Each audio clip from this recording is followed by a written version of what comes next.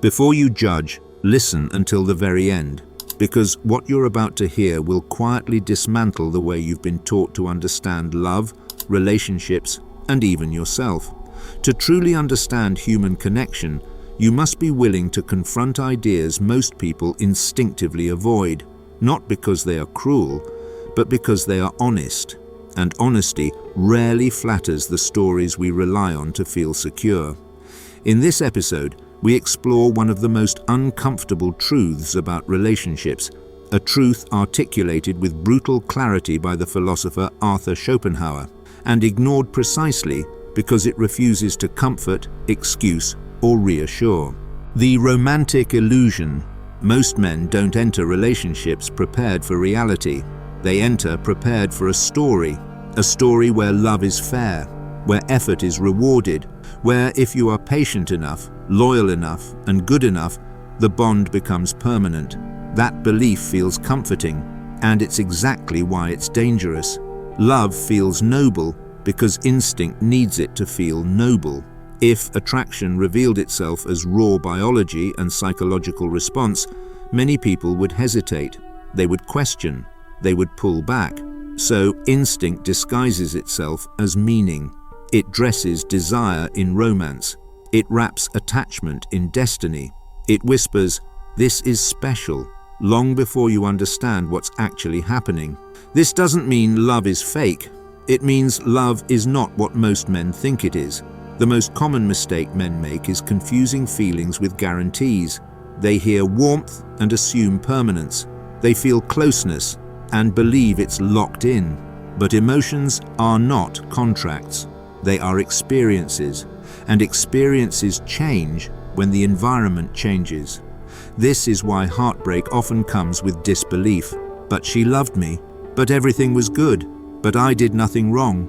From a Schopenhauerian lens, that shock comes from living inside a narrative instead of observing reality.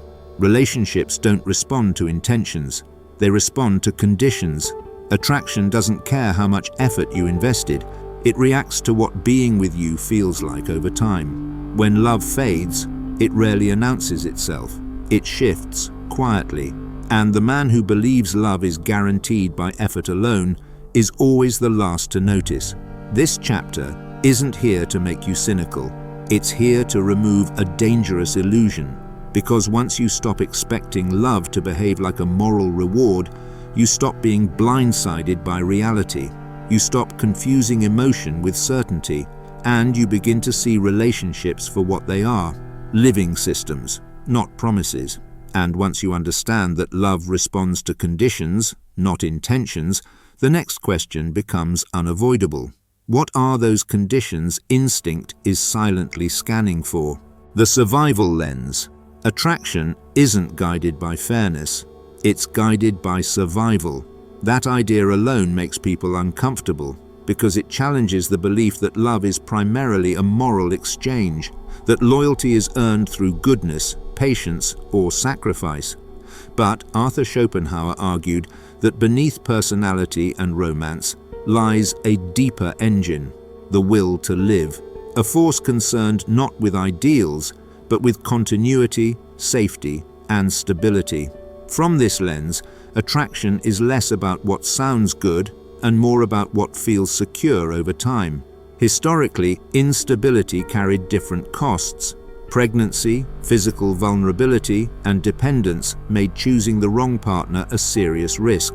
Over generations, this shaped a psychology that became highly sensitive to environment, not just what a man says, but how he lives, reacts, and holds pressure. Not consciously calculating, instinctively scanning. This doesn't mean women are cold or manipulative. It means instinct evaluates before morality speaks. That's why loyalty doesn't attach itself to words. Words are easy. Experiences are not. People stay loyal to how they feel in your presence, whether life feels steadier or heavier, clearer or more chaotic. Men often misunderstand this. They treat "I love you" like a contract. Schopenhauer would say it's not a contract. It's a condition-dependent state. When the internal experience changes, loyalty shifts with it, even if no one wants it to. This truth feels offensive because it removes the illusion of control. It suggests that effort alone doesn't guarantee security, but it's observable everywhere once you stop looking through fantasy. People don't leave because someone stopped trying. They leave because something stopped feeling safe, stable, or strengthening. And once you understand that instinct, not morality, sits at the center of attraction, one belief men are taught from childhood begins to quietly fall apart. The lie of unconditional love. Unconditional love is one of the most comforting ideas ever given to men, and one of the most destructive. From an early age, men are taught that if they love deeply enough, give patiently enough, and sacrifice consistently enough, loyalty becomes guaranteed. That love is supposed to rise above conditions, above reality, above consequence. It sounds noble, it sounds moral, and it quietly trains men to abandon themselves, because nothing valuable in life is unconditional. Respect is conditional. Trust is conditional. Even self-confidence depends on habits, discipline, and inner order. Yet love is placed on a pedestal and treated as if it should exist independently of structure, stability, or self-respect. And when men believe this, they stop maintaining the very conditions that attraction responds to. They begin to orbit the relationship. Their mood starts depending on her reactions. Their confidence rises and falls with her attention. Their world slowly shrinks until the relationship becomes the center of gravity. And orbiting always feels like devotion at first, until it starts feeling like pressure. Here's the uncomfortable truth. Sacrifice does not create security. It creates obligation. And obligation is not the same thing as desire. When a man trades his boundaries, direction, and dignity for emotional peace, he doesn't become safer to love. He becomes heavier to carry. Schopenhauer would argue that pretending love has no conditions leads to complacency. Men stop growing because they believe love will stay regardless. But attraction is not preserved by effort alone. It is preserved by structure, presence, and self-respect. This is why love rarely ends in one dramatic moment. It erodes, slowly, quietly, through repeated signals of neediness, emotional dependence, and loss of center. By the time a man realizes something is wrong, the conditions that sustained attraction have already changed. This isn't a call to become cold, it's a call to stop believing a fantasy that destroys you. Because love doesn't fade due to logic or arguments, it fades somewhere deeper, where reason never gets a vote. The nervous system, truth. Most people believe relationships end because of reasons. In reality, they end because of sensations. Long before the mind forms explanations, the body is already responding. Attraction is not debated into existence. It's felt. It lives in the nervous system, in tension or ease, safety or unease, expansion or pressure. This is why people struggle to explain why their feelings changed. They say things like, "I don't know what happened," or "something just feels different." That isn't always avoidance or dishonesty. Often it's accuracy. The body noticed a shift before the mind could translate it into language. The nervous system is constantly scanning. Do I feel calm here? Do I feel grounded here? Do I feel strengthened or drained? And it answers those questions silently. This is where many men misunderstand attraction. They assume logic can override instinct, that reassurance, explanations, and effort can convince someone back into desire. But effort does not calm a nervous system under pressure. In fact, when effort is fueled by fear, it does the opposite. Pressure doesn't always look aggressive. Sometimes it looks like constant availability, over-explaining, over-giving, over-checking. Emotional instability is detected even when it's politely hidden. The body feels it before the words arrive. And once pressure enters the emotional environment, attraction starts to contract. This is why chasing rarely works, why begging never does, why trying harder often accelerates distance. You cannot negotiate with instinct. You cannot reason someone's nervous system into feeling safe again. This truth is hard because it removes the illusion of control. It means love cannot be forced, argued, or earned through anxiety-driven effort. It can only be sustained when being with you feels steady. That's not cruelty, that's biology. And once you understand how instinct responds to pressure, you begin to see the most painful truth of all: how often men unknowingly create the very conditions that push love away. How men lose their center. Men rarely lose women all at once. They lose themselves first, and the relationship follows. It begins subtly. His mood starts depending on her responses. A good day or a bad day now hinges on her tone, her availability, her reassurance. What once felt like connection slowly becomes dependence, and dependence always carries pressure. Emotional dependence doesn't announce itself loudly. It hides behind over-giving, over-explaining, over-checking. He texts a little more, apologizes a little faster, tries a little harder, not because he's weak, but because he's afraid. And fear, once it enters the relationship, changes everything. Schopenhauer would argue that fear alters posture before it alters behavior. A man who is afraid of losing someone starts moving differently. He hesitates. He seeks permission instead of acting with certainty. His presence becomes reactive instead of grounded. Even when his words remain kind, his energy shifts. This is where many men misinterpret the situation. They believe the solution is more effort, more affection, more proof of devotion.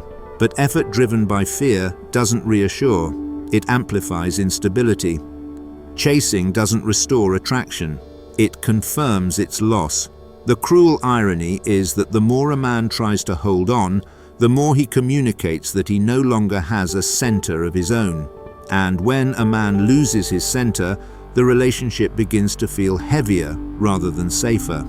This isn't about playing games or withholding emotion. It's about understanding that attraction responds to presence, not panic.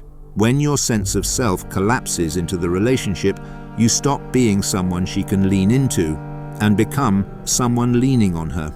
And no amount of explaining can reverse that dynamic once it's felt. So, if effort fueled by fear only deepens the collapse, the real question becomes unavoidable. What actually restores attraction instead of destroying it? Structure over sacrifice. Attraction doesn't deepen because you give more. It deepens because you stand on something solid. Most men are taught that sacrifice is love's currency, that if they give enough time, enough patience, enough emotional labor, the relationship becomes secure. But sacrifice without structure doesn't create safety. It creates imbalance. And imbalance is felt immediately, even if it's never spoken. Structure is different. Structure means emotional independence, not distance, not indifference, but the ability to care without collapsing. You don't need constant reassurance to feel steady. You don't treat every mood shift as a threat. Your inner state isn't hostage to someone else's emotions. Structure also means direction, a visible trajectory in your life. You wake up with intent. You move forward even when things are stressful. You handle problems without falling apart. Direction isn't a motivational slogan. It's a pattern, and patterns communicate far more than promises ever will. Then there are boundaries, calm, quiet boundaries rooted in self-respect. Not ultimatums, not control, just clarity. Your time matters. Your values matter. Your dignity isn't negotiable. When boundaries are absent, resentment builds. When resentment builds, attraction leaks away. This is why stability feels attractive, not boring, when it's paired with strength. Stability signals safety without suffocation. It tells the nervous system, this is solid, and solidity is rare. None of this requires dominance or performative masculinity. It requires consistency, presence, self-trust. the kind of structure that doesn't need to be announced because it's felt. Men who understand this stop trying to earn love with effort. They focus on maintaining the conditions that make love sustainable. They don't sacrifice themselves to keep a feeling alive. They build a life that feels grounding to be part of. But even structure isn't the full answer, because beneath stability lies a deeper force that determines whether love endures or slowly turns into obligation. Admiration versus dependency. Love can survive many things, but it rarely survives the loss of admiration. Admiration is what keeps attraction breathing over time. It's built from traits that are difficult to replace: emotional discipline, self-respect, calm under pressure, consistency, and direction. These qualities create gravity. They make a man feel solid, not because he demands attention, but because his presence carries weight. Dependency does the opposite. When a man's confidence, mood, and sense of purpose depend on the relationship, love slowly turns into obligation. What once felt chosen begins to feel required. Devotion without selfhood becomes a burden, not a bond. This is where many men confuse loyalty with love. They believe staying, tolerating, and sacrificing proves depth. But admiration doesn't grow from endurance. It grows from identity, from knowing the man you're with stands on his own. Schopenhauer would push the question that exposes everything. If she disappeared tomorrow, would your life collapse or continue? Collapse means dependency. Continuation means stability. And stability is what attraction respects, even when emotions fluctuate. A man who can lose a relationship without losing himself becomes safer to love, not colder. He doesn't cling. He doesn't beg. He doesn't trade dignity for reassurance. This is the difference between love and obligation. Obligation is sustained by guilt and fear. Love is sustained by respect and choice. One feels heavy, the other feels alive. Men who build admiration don't try to be irreplaceable through sacrifice. They become difficult to replace through character. And character, unlike emotion, doesn't evaporate under pressure. And once you understand the difference between admiration and dependency, you're forced to face the final truth most men avoid. What happens when all illusions are removed? The gift of clarity. Reality doesn't destroy love. Illusion does. Most bitterness in relationships doesn't come from being treated badly.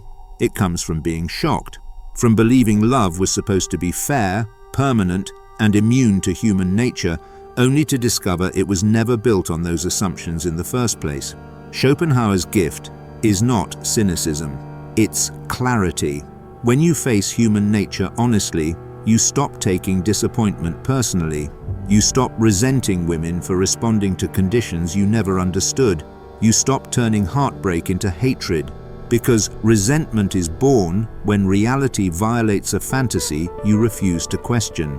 Clarity changes everything. It makes relationships calmer, not colder. You stop overperforming for affection.